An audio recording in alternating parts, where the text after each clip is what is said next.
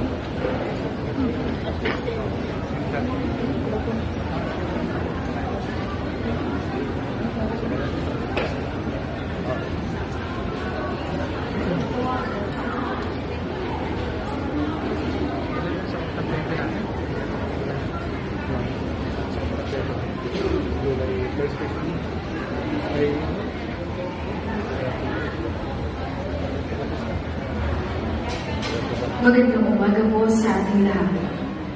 Nandito tayo dito sa Ramban ng ating Panginoon, dito sa International Shrine of Our Lady of Peace and Good Voyage, Antipolo Cathedral.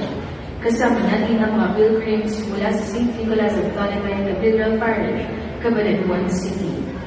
Sa ating banal na pagdiriwang, tayo ay pangungunahan ng Obispo ng Cabanatuan, Lubhang Kagalang-galang Sopronio A. Mahmud, SSS, PD. Magsitayo po ang lahat at magalak na makiisa sa pambungad na awit.